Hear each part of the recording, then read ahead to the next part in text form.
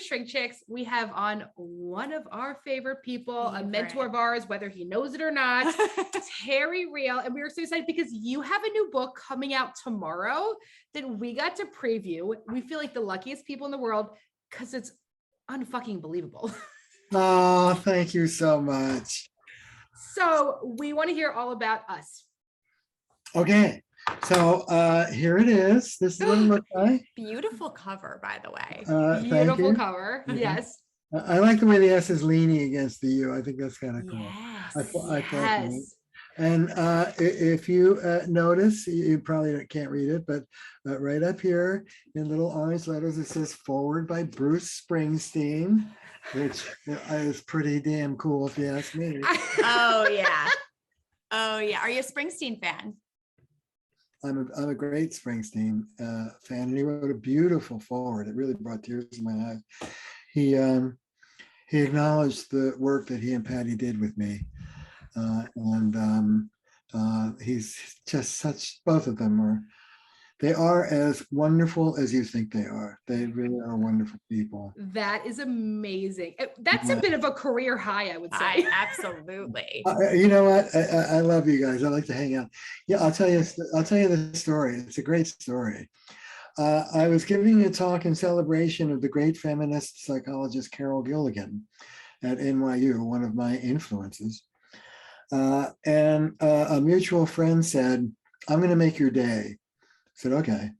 He said, "A couple from New Jersey has been reading I Don't Want to Talk About It, your first book, aloud to each other at night and crying as they read it. And they just want to come in to shake your hand and tell you what fans they are." And I say, "Oh, that really makes my day." And he said, "No, this is what's going to make your day." Did your jaw drop? Let's be honest here. Drop.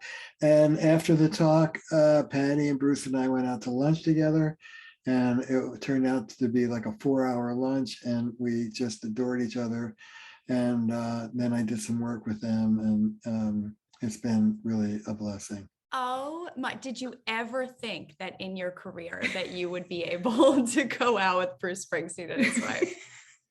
No, you know, as a blue collar kid from New Jersey, to read the forward and have Bruce Springsteen say to you, "You know, your writing is really beautiful. You're a great writer."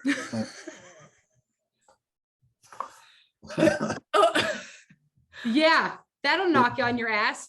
Yeah. So and for most of us that are therapists, we get into this work because we love all people, right? Like all couples. It ends up pretty cool when you get to work with Bruce Springsteen, but your work supersedes all of that of just us, right? So like what it gets down to is, I think it's important to say it's us getting past you and me to build a more loving relationship, that there is a difference between us and you and me.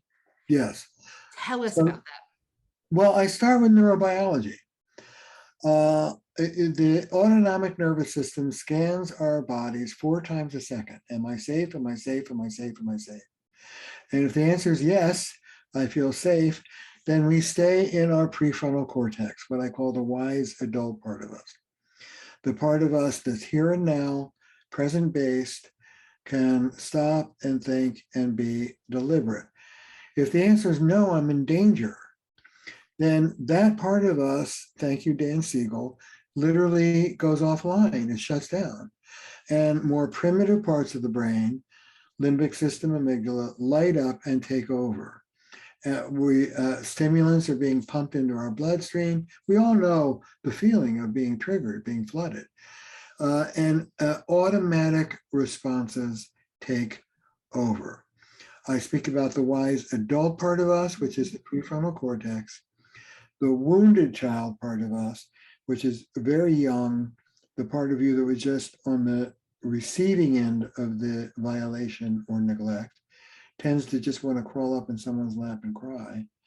And between these two, what I call, borrowing from my mentor, P. Emmalee, the adaptive child part of us. The adaptive child part of us is the you that you created to adapt to whatever the lack or the violations that were coming your way. It's a kid's version of a grown-up, and it's immature. It's black and white, it's perfectionistic, it's rigid, it's often harsh, it's certain, whereas the mature part of us is nuanced, is forgiving, understands gray, understands imperfections. If you read Erik Erikson, the wise adult part of us looks like a mature adult in adult development. The adaptive child part of us apes a mature adult, but isn't. And the hallmark of that adaptive child part of us is that it's automatic. Boom, whoosh, I call it, WHOOSH. And for those listening, broadest categories I have are fight, flight, freeze, and I've added a fourth one, which is in the literature now. I call it fix. The literature calls it fawn, as that automatic. And fix is the compulsive need for us therapists and caretakers. Like, I'll be okay if you're not okay. I need to make you okay so I can feel okay. Fight, flight, freeze, or fix. Those are your knee-jerk responses. And shall we out ourselves? I'm a fighter. Yep. Okay, fix. Freezer. There you go. And just saying that will tell you about the dynamic of the relationship. Yep.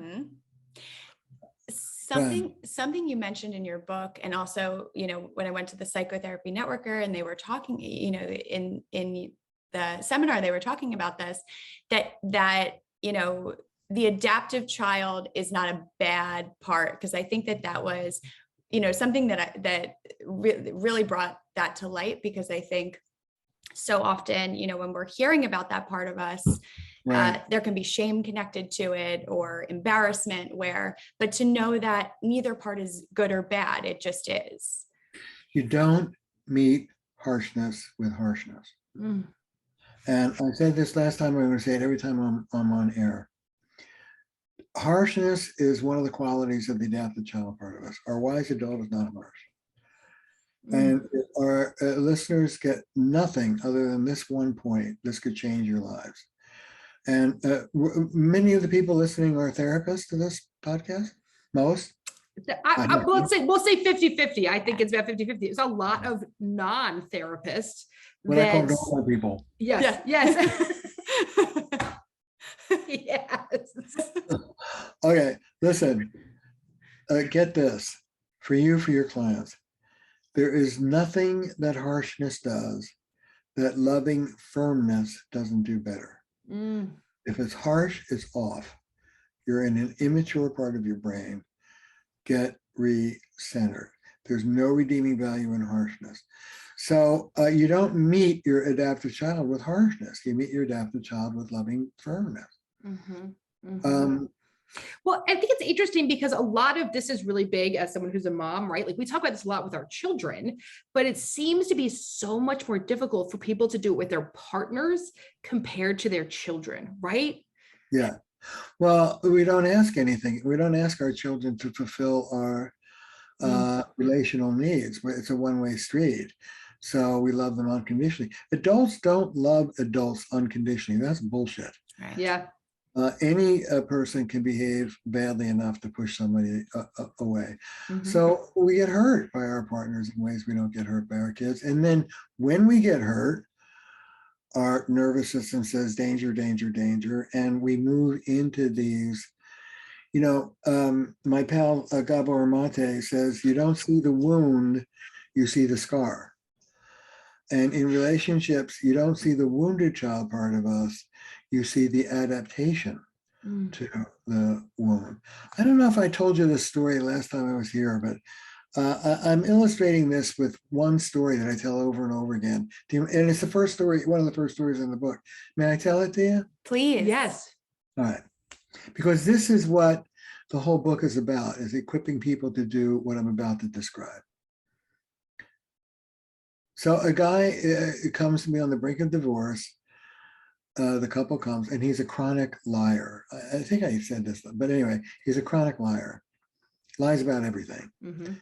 He's the kind of guy, you say to him, the sky is blue, he says it's aquamarine, okay? And he ain't gonna give you nothing. So that's his relational stance.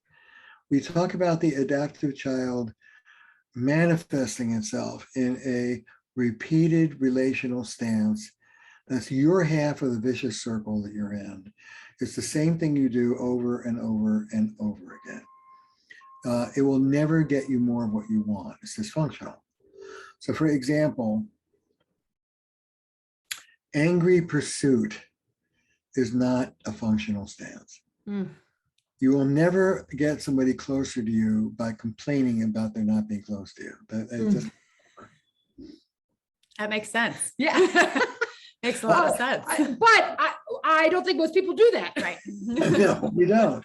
Because that adaptive child takes over, and the adaptive child part of us doesn't give a shit about intimacy. It's about you and me consciousness. You lose the us. When you lose the prefrontal cortex, you literally lose the capacity to remember the whole, remember relationship, and it becomes two individuals who are duking it to the death.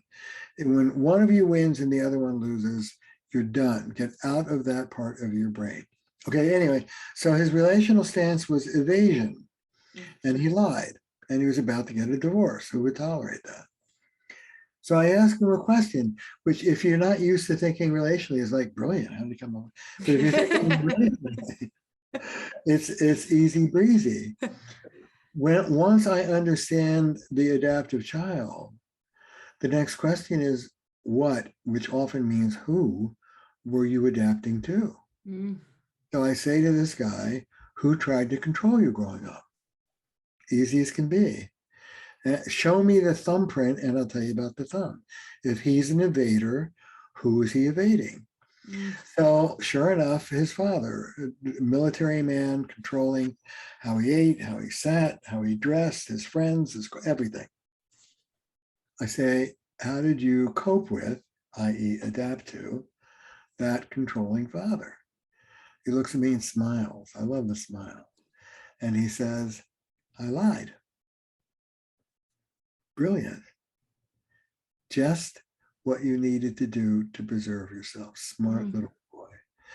And quite the contrary of being harsh, I teach relational life therapists to always be respectful of the exquisite intelligence of the adaptive child. You did exactly what you needed to do back then to stay whole and preserve yourself. Good for you. Mm-hmm. I don't know what would have happened to you if you hadn't lied to your father. You would have been in a back ward somewhere. Okay, but I have a saying, adaptive then, maladaptive now. You're not that little boy. She's not your controlling father. Take a breath and let's do something. So, absolutely true story. They come back a few weeks later, we're cured. They're all smiles. And they were. They were. I said, okay, tell me the tale. She sent him off to the grocery store to get, say, 12 things. And in characteristic form, he comes back with 11. She says to him, where's the pumpernickel? He says, every muscle and nerve in my body was screaming to say they were out of it. And in this moment, I found my courage. I took a breath. I looked my wife in the eye and I said, I forgot. And she, true story, she burst into tears. Oh, wow. And she said, I've been waiting for this moment for 25 years. That's recovery. That's health. And that's what this whole book is about. Equipping. The great news is that you can cultivate those moments. You can grow them. You can build that muscle. Shifting out of the triggered reactive part of you into the wise adult part of you is something you can learn to do. And it's the way out of this mess between you and your partner or kids or whoever you're being reactive to. It's the way out of reactivity into wisdom. I know you talk, I love that we're sitting here talking about the bravery of honesty, which I think is something that we have learned a lot from your work within our own clients of like being honest with clients. Don't we owe that to them, right? Like joining through truth. You say something else, which I would love you to talk a little bit more about, is that there's no place for objective reality in personal relationships. Pisser, isn't it? Really makes it tough. Yeah, objective reality is great for getting, busted or creating a vaccine, but it's irrelevant when you start thinking relationally. And I want to talk about what that means. When you think from the us, when you remember that you and your partner are a team, a relational answer to the question, who's right and who's wrong, is who cares. It doesn't matter. What matters is, how are you and I going to work together to make this work for both of us? That's what matters. I have a saying, you can be right or you can be married. What's more important to you? When you're in you and me consciousness, the adaptive child, the subcortical part of the brain, the reactive part of your nervous system,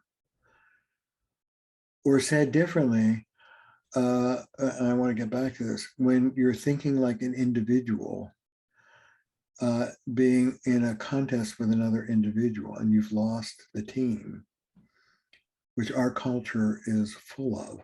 I want to talk about the cultural part of it. But when it is me versus you, and you're in that part of the brain, all bets are off. You're never going to get what you want because that part of you doesn't care about being intimate. It cares about self-survival. I have been around the country for decades doing workshops on skills.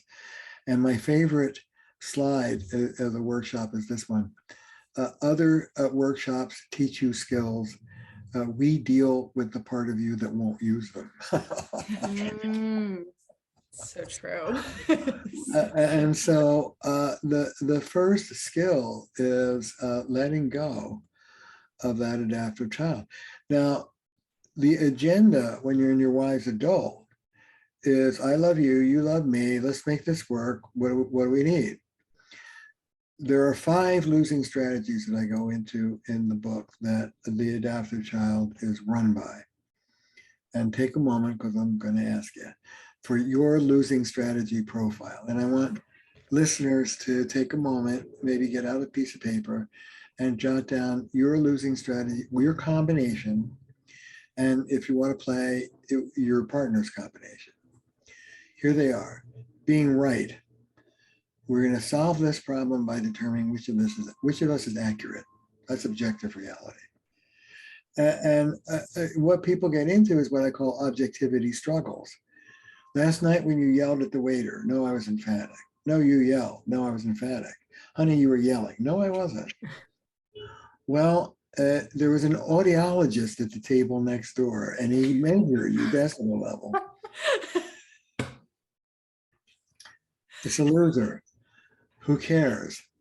Nobody cares who's right and who's wrong. Let's talk about what we need to make this work. 2, controlling your partner.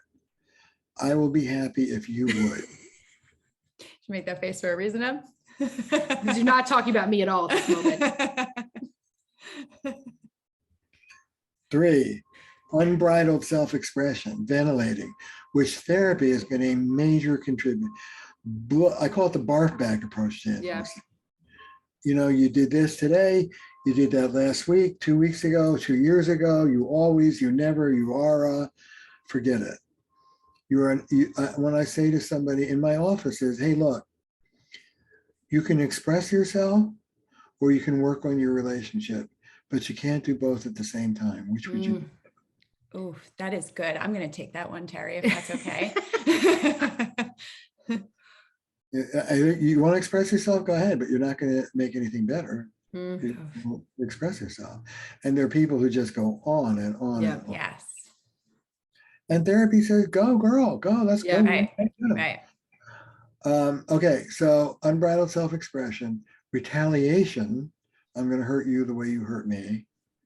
And my wife, Belinda, the wonderful therapist, it gave me the best frame for retaliation. I love it. She said, retaliation is a perverse form of communication. Retaliation is, I'm going to hurt you the way you hurt me, so you understand what you did to me. It's a wish for healing, really. So you fall on your knees and say you're sorry, but it's a loser. You'll never create empathy in somebody by hurting them. I wish our penal system understood that. You never rehabilitate somebody by hurting. No, absolutely. So retaliation is a loser, and then the last is withdrawal, which a lot of people do. And you can withdraw and still sit there. That's called stonewalling. You will never get more of what you want if you just withdraw. I mean, it's not. So proving you're right, controlling your partner, ventilating, retaliating, or withdrawing, check yourself. If in the heat of the moment, one or some combination of these is what you're about, you are not in your right mind. Shut up, take a walk around the block, do some breathing, do some meditating, splash some water on your face, do some dialoguing with that little girl or boy who's been triggered, but get yourself back into your prefrontal cortex before you deal with your partner. So let me hear it from you. What's your living strategy profile? I am definitely a withdrawer. My partner's a withdrawer. I go into control. And I do think I used to do, we were just talking about this recording a different episode yesterday, that for a very long time, I just emotionally dumped and said everything because I thought that it made me feel better. Like that I would be like, okay, if I can process this out, if I can talk this through, it never worked, right? It might momentarily work, but it doesn't do shit. And it became incredibly harmful. Right. Because you're also often not talking to your partner about it. You're calling your girlfriends, you're calling your mom, you're like talking to the fucking crazy lady next door, right? Like there's all these different things. And so I think the hardest thing, I love what you talk about, which is like really taking personal accountability, right? Walk yourself around the block, put yourself in a chill out. What are you going to do? Right. And take hold here. And I wonder too, and this is something you can touch on, is that, our losing profile, does that trigger a certain losing profile in our partner? Right. I mean, what do you think? Right. My guess would be yes. Because my partner's, I would say, is unbridled self-expression. Yeah. And because of that, mine is withdrawal. Well, both of you, and yours is control and your partner's is withdrawal. Right. Yep. And like, what would someone do on the receiving end of unbridled self-expression or control, but go behind a wall? Yep. Learning, so much of the book is about getting to form a relationship with the adaptive child part of you. And learning what you do will tell you a lot about what your partner's going to do. You're in the mix with them. I'll tell you a funny story. Everybody who comes to see me, it starts off by being what I call an essentialist, an individualist. Well, that's just who he is as an individual. I mean, he just withdraws. Well, the fact that you're trying to control the hell out of him may have something to do with it. Right? So all couples therapists bring the wisdom of the seesaw. You're on your side of the seesaw. The person on the other side of the seesaw is connected to you, but they don't get that. I tell a story in the book of Bill. He's a kind of blue collar Boston Southie, Boston Irish. And he comes in, he's kind of chomping on a cigar, even though there wasn't one, but that's how I saw him. And I asked him the same question I ask everybody at the beginning of the session. If this were to work, what would you get? What would a grand slam be? And he says, well, Doc, a grand slam would be between you and me if we could conspire to get me laid. That would be great. So I go, okay, well, there's an agenda. And in my brilliance, I say, so your sex life isn't quite what you want. Yeah, good, Terry. Okay, so I say, why? What's wrong? Are we having sex in here? Okay, why? My wife is just cold. She's a cold person. I'm in a tank, big Italian family. We yell, we scream, we have sex on the dining room table. It's a big free for all. She is a New England Yankee high wasp, one of the frozen chosen. She is like, her mother's cold, her whole family, she's just a cold person. Mm-hmm. All right. I dismiss Bill and I bring in his wife, Clarice, who, by the way, has a mouth on her not all that dissimilar to Bill. She goes, you don't have to tell me, he's bitching about our sex life, right? Yeah. I know, I'm a frigid bitch, right? I'm just a cold person. Mm-hmm. Yeah. I go, you don't quite see it like that. Well, we haven't had sex in years. He's right about that. Okay, why not? Well, he's a terrible lover. He has premature ejaculation. He has for 20 years. He doesn't give a damn about my needs. He won't do anything with me. He wouldn't know a vibrator if it fell from the sky. When I try and talk to him about it, he just gets mad and stomps. Who needs that shit? So, forget it. Mm-hmm. I bring Bill back into the room. And here's what I say to him. Bill, I've got great news for you.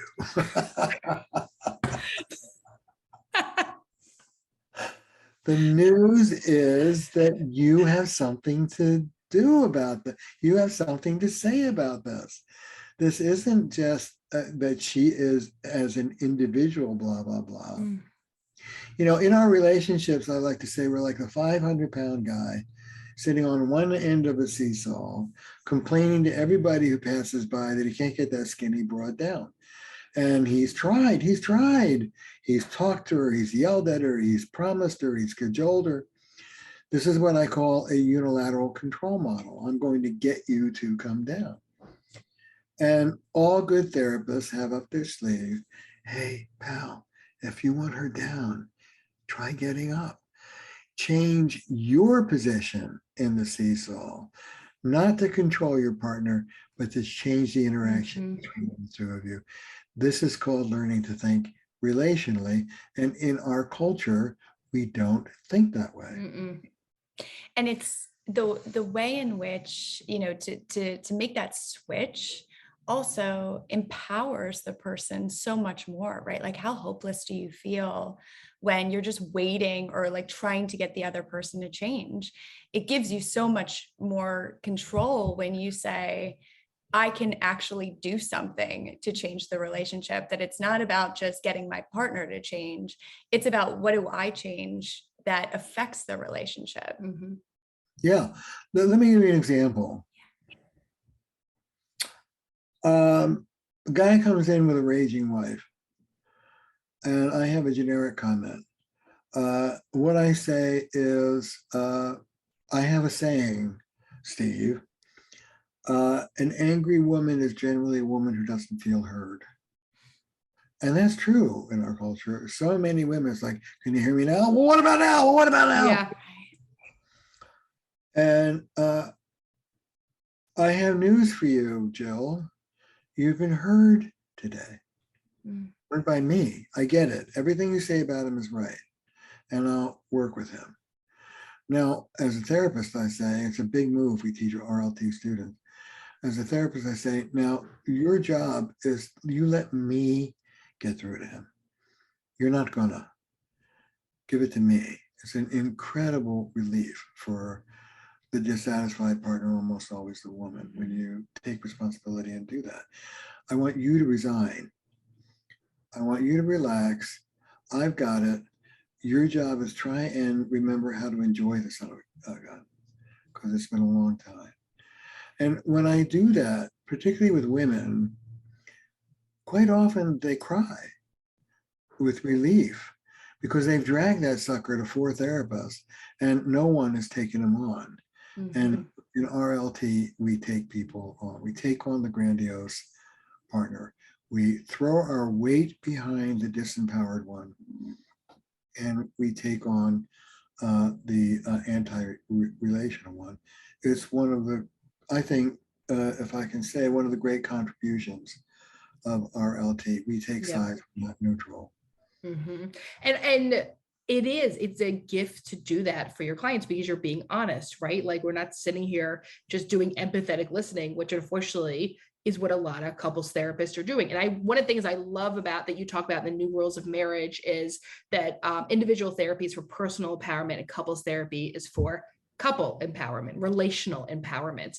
And I think a lot of people do not know that, right? So for the people listening who have been like, oh, I went to this couples therapist and it was so horrible, but did you go to the right couples therapist? Right? Like it does, the technique does matter. It is not all the same. And I think that's something as couples therapists, we had to unlearn from grad school in a lot of ways. And something that you really taught us is that taking sides is important in order to make movement in couples therapy. Like that is for me personally has been so helpful to my work. Very liberating for us therapists. Liberating. It was because it's real, right? It actually felt uncomfortable to be neutral when you're like, I kind of fucking hate this guy. Right. Like you have to be, it allows you to be so much more honest, and that joining through truth, right? That honesty really shifts your work as a therapist. Mm-hmm. Mm-hmm. Yeah. And the phrase is joining through the truth. Let me say before people go off and start beating up their client, any fool can beat their clients up with the truth. The art is joining through the truth.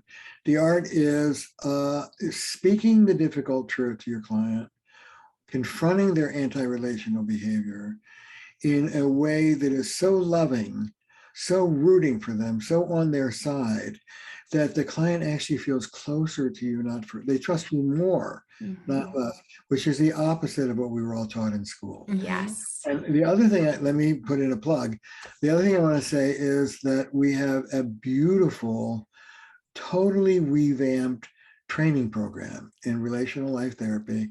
We just opened up the doors in April, and it's a rich, about 2-year training that really will turn you into an RLT therapist.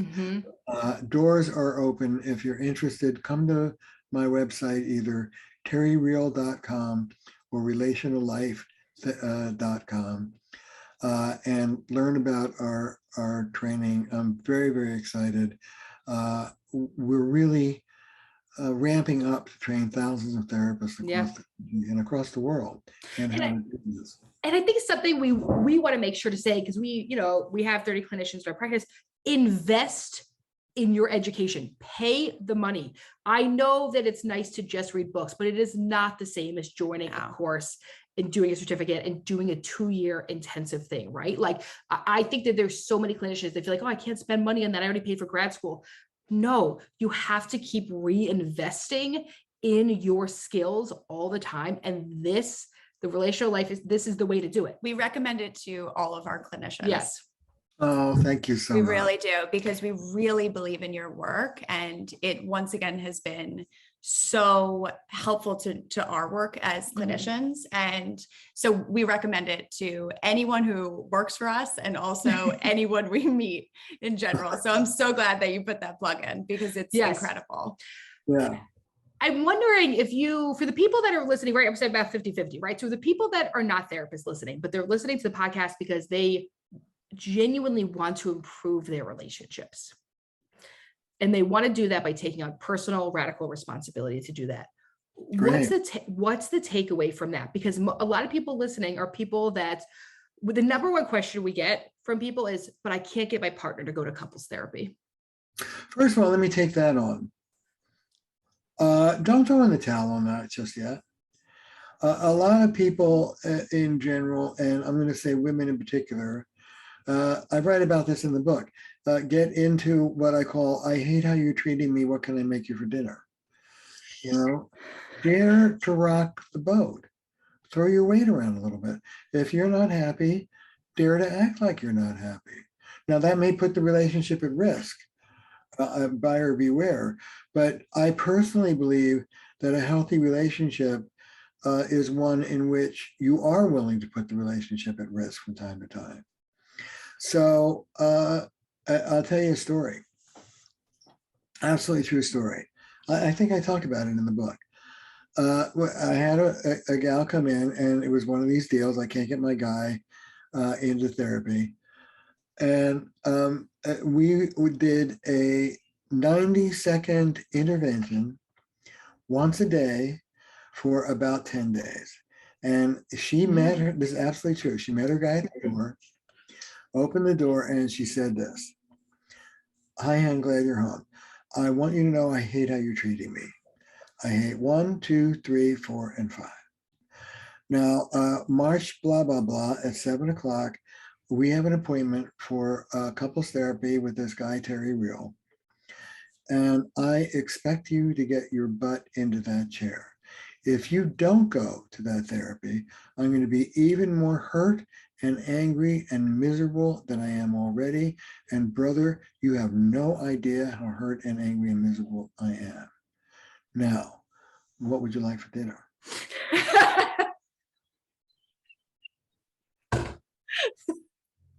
This is an absolutely true story. Wow. 90 seconds, once a day, 9 days. On the 10th day, that sorry character was in my office. Of course. You damn straight. Of course. Rock the boat and take a risk, and don't throw in the towel so quickly. I've had women who go on strike. I'm not going to have sex with you. I'm not going to eat with you. I'm not going to cook for you. I'm not going to pick up your laundry. Here's a big one for my ideal high-powered guys. I'm not going to go out with you socially. You don't treat me like a couple. I don't want to be with you. All the way up to get out of my bedroom. We're having an in-house divorce. But if you're unhappy, start off by being congruent. Dare to be unhappy.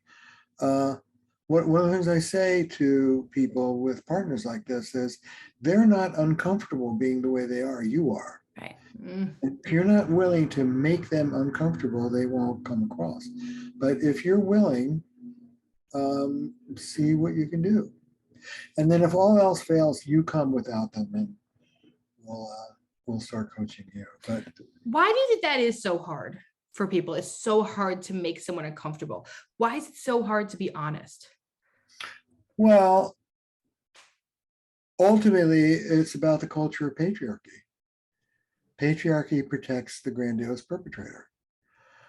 We know that. That's why the Me Too movement was so extraordinary, because it was the first time that women collectively were willing to call men out in public.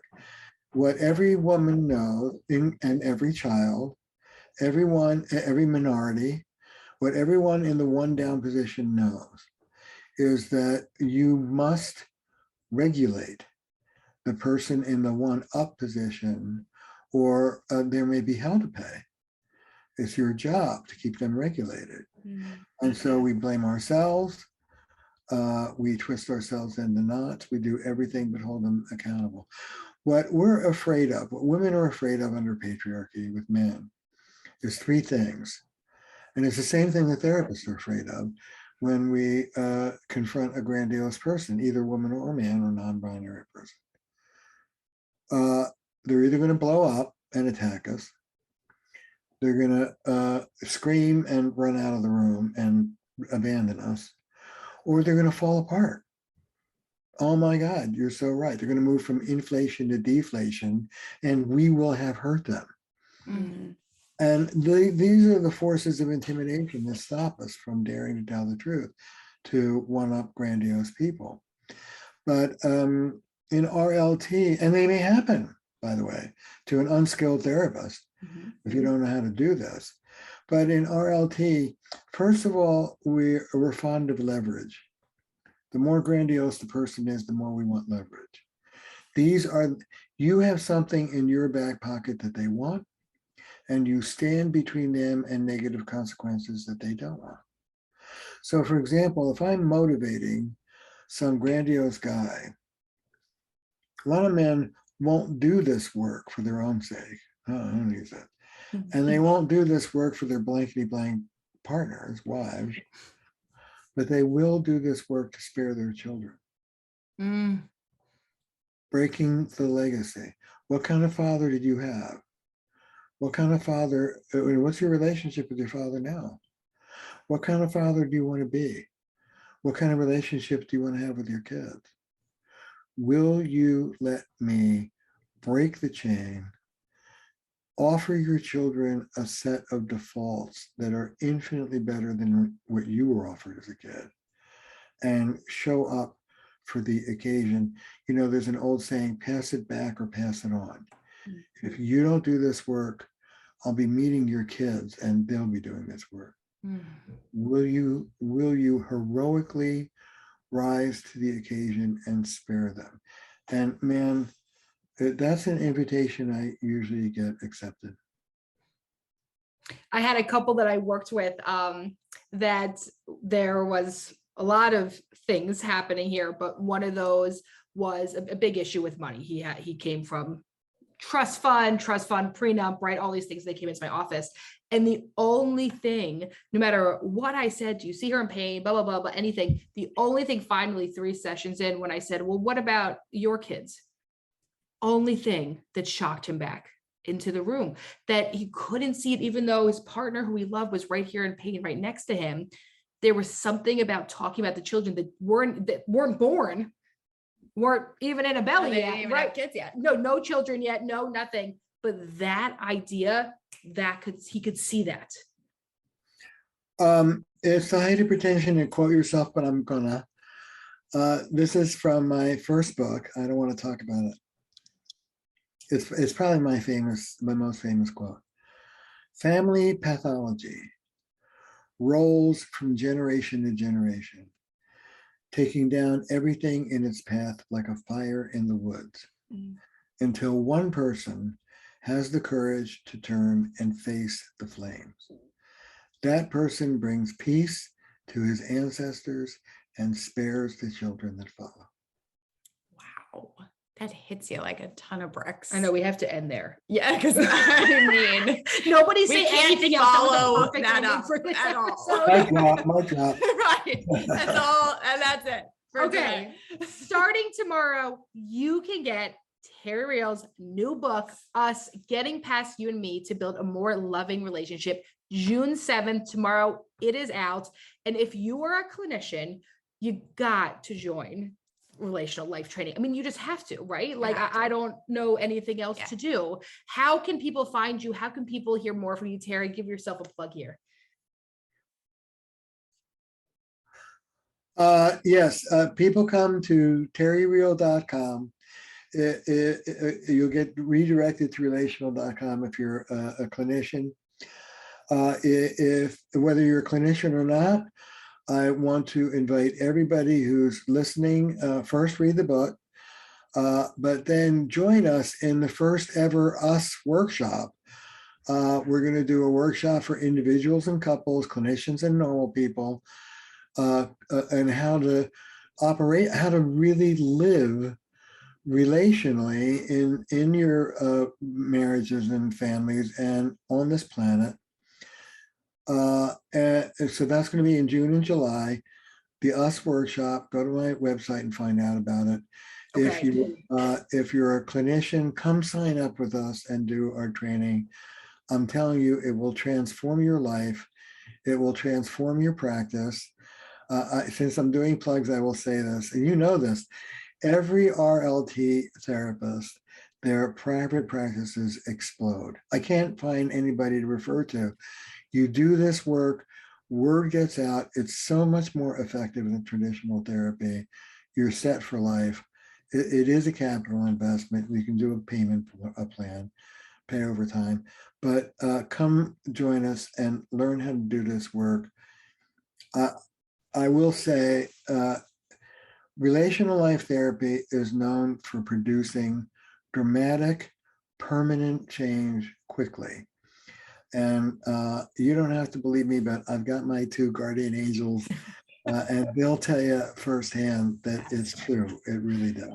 And I have to also say one other thing, which is that I know for all the clinicians, now is the time to get in. In Pennsylvania, there's only 3 certified people, right? So you have to keep in mind, people are looking this up. They want to find these people.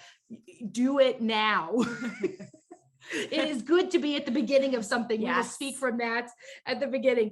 Terry, it is amazing to have you on. We are so happy you're doing well. We are so excited for your new book. We are honored to read it. Honored. It will be the book of the month for June. We are going to link everything that Terry mentioned today in the show notes. If you enjoyed today's episode, we always ask you to rate, review, subscribe, follow on Apple Podcasts. You can watch this episode on YouTube, any place where you get your podcast. You can follow us at ShrinkChicks or one of our amazing clinicians at the therapy group.